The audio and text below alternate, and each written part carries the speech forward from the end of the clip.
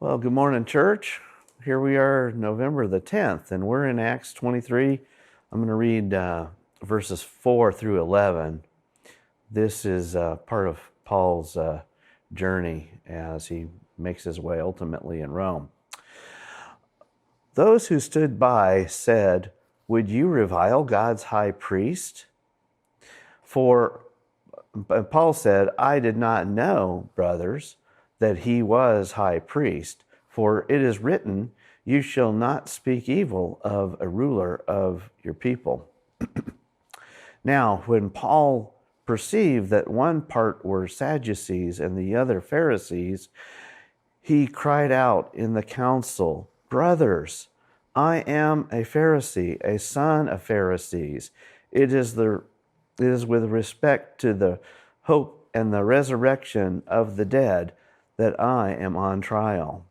And when he had said this, a dissension arose between the Pharisees and the Sadducees, and the assembly was divided. For the Sadducees say that there is no resurrection, nor angels, nor spirits, but the Pharisees acknowledge them all. Then a great clamor arose, and some of the scribes of the Pharisees' party stood up and contended sharply.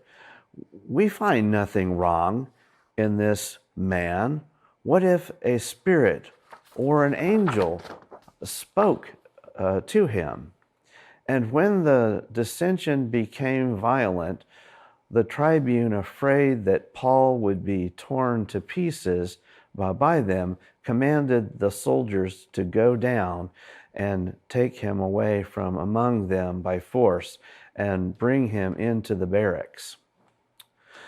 The following night, the Lord stood by him and said, "Take courage, for as you have testified to the facts about me in Jerusalem, so you must testify also in Rome."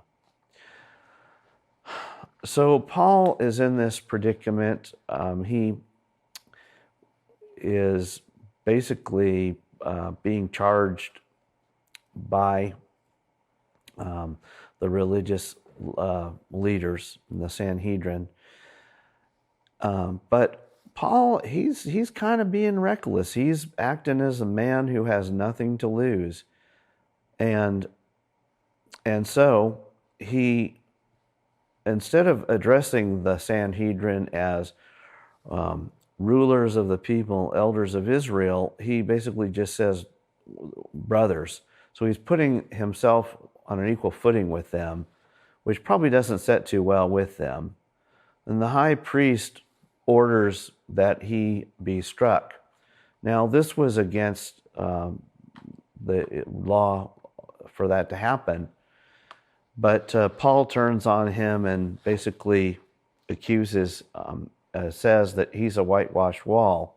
Now, the idea there was the Israelites were not allowed to touch a dead body, so they would whitewash the tombs so that they couldn't be touched by mistake. And so, in effect, he's calling Ananias a whitewashed tomb. That doesn't set very well with Ananias. Well, then Paul says, "I didn't know that he was high priest." Well, he actually did know very well that he was the high priest. But the thing of it is, Ananias was a glutton, a robber. He was in bed with the Roman government. And so Paul is basically saying, "I didn't know a man like that could be a high priest." Well, so things aren't going very well. And then Paul knows his audience, and he says, "I'm a Pharisee, the son of Pharisees. It is for the hope of the resurrection of the dead that I'm on trial." Well, this doesn't set well with the Sadducees, because the Sadducees say there is no resurrection, and that's sad, you see.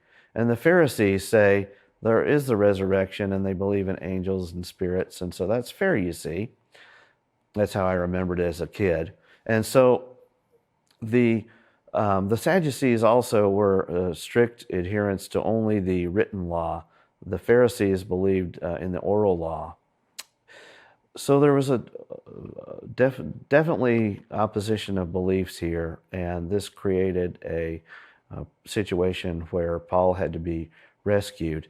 And so we know that Paul took great courage from the Lord that he was going to need to go and testify about the Lord in Rome.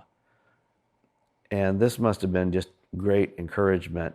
As believers, we know that we need to always be able to testify to Jesus as good witnesses, and we need to be comforted in the fact that the Holy Spirit will give us the right words to say, and God will be with us as long as we honor Him and not deny Him.